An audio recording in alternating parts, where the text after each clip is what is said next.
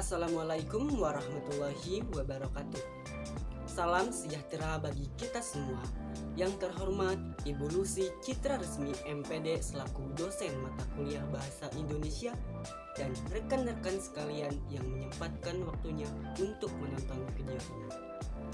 Perkenalkan, nama saya Olgi Irawan, mahasiswa dari Stikes Bogor Husada Prodi S1 Farmasi. Pergi ke kantor memakai dasi, pulangnya membeli durian. Izinkan saya untuk presentasi yang berjudul Pelayanan Kefarmasian. Selamat menyaksikan. Apa itu pelayanan farmasi?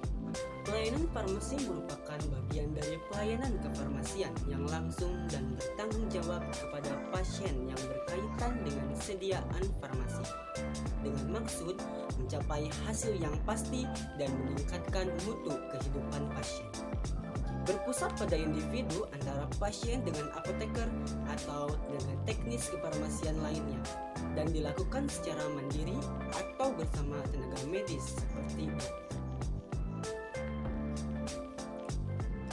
Berdasarkan surat keputusan Menteri Kesehatan Republik Indonesia nomor 1027-Menkes/SK/9/2004, terutama pada bab 3 bahwa pelayanan kefarmasian meliputi pelayanan resep, pelayanan informasi obat, konseling, monitoring obat, home care, dan edukasi. Selanjutnya saya akan menjelaskan satu persatu mengenai pelayanan kefarmasian yang telah tadi saya sebutkan. Simaklah dengan baik. Yang pertama ada pelayanan resep. Pelayanan resep merupakan suatu pelayanan yang dimana apoteker turun langsung dalam melakukan screening resep atau aspek administrasi, aspek farmasetika, pertimbangan klinis, dan mempunyai tanggung jawab penuh terhadap resep. Namun, apoteker tidak diizinkan untuk mengganti obat yang telah tertulis di resep dengan obat lain. Pelayanan resep didahului dengan proses screening resep. Screening resep yang meliputi pemeriksaan kelengkapan resep.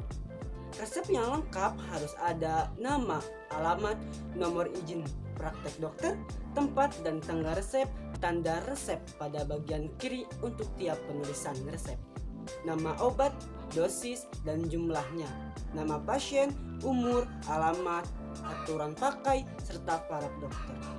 Selanjutnya pemeriksaan bentuk sediaan dosis, potensi, dan interaksi obat.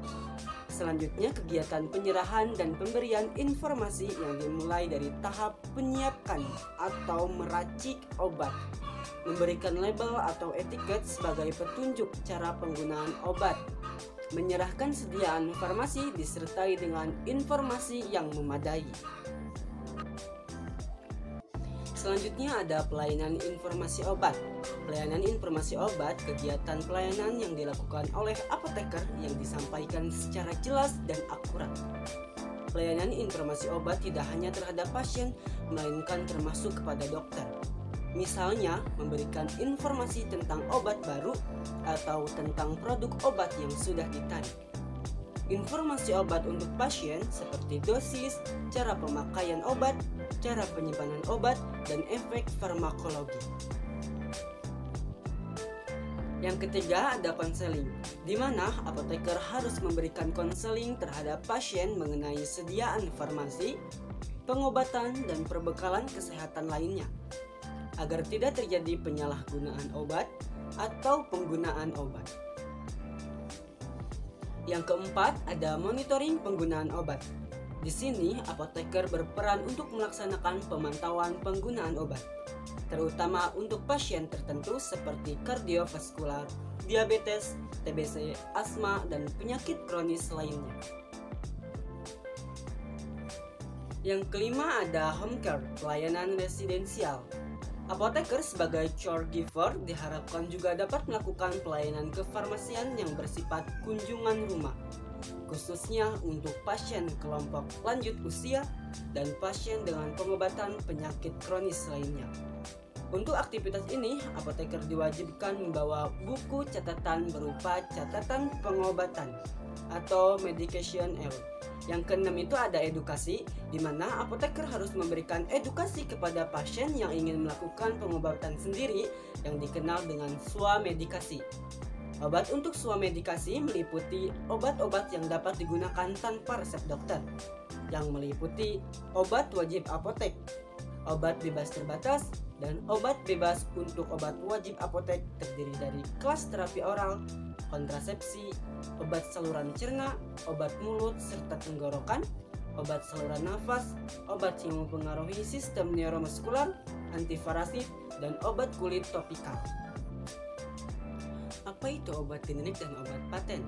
Obat generik merupakan obat dengan nama resmi yang ditetapkan dalam Farmakope Indonesia untuk zat berkhasiat yang dikandungnya. Obat generik ini dibagi menjadi dua. Yang pertama ada obat generik berlogo dan obat generik bermerek. Obat generik berlogo merupakan obat yang dinamai sesuai dengan kandungan zat aktif yang dimiliki. Sedangkan obat generik bermerek merupakan obat yang dinamai sesuai dengan keinginan dari produsen yang memproduksinya. Contoh obat generik berlogo seperti paracetamol, obat generik bermerek seperti Sanmol. Keduanya mempunyai kandungan yang sama, namun berbeda dalam nama produksi. Obat generik memiliki logo dengan ciri berbentuk bulat, bergaris-garis tebal tipis, dan berwarna hijau. Berbentuk bulat mempunyai filosofi yaitu kebulatan yang tekad untuk menggunakan obat generik. Bergaris-garis tebal tipis mempunyai makna dapat menjangkau seluruh lapisan masyarakat.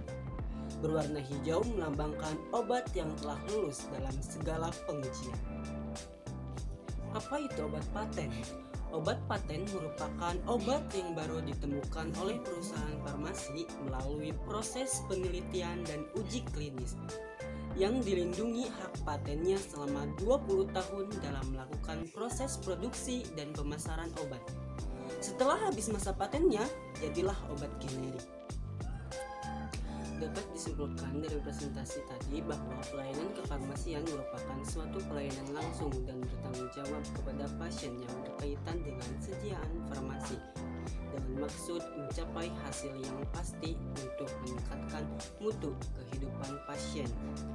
Pelayanan kefarmasian ternyata bukan hanya dilakukan terhadap pasien, melainkan dengan tenaga medis seperti dokter, perawat, dan lain-lain. Obat generik dan obat paten memiliki zat aktif yang sama, hanya dari kemasan yang berbeda. Kemasan obat paten sangat bervariasi dan dari segi warna, sedangkan untuk obat generik hanya sederhana warna putih disertai zat kandungannya. Berakhir sudah presentasi kali ini, kurang lebihnya mohon maaf. Wassalamualaikum warahmatullahi wabarakatuh.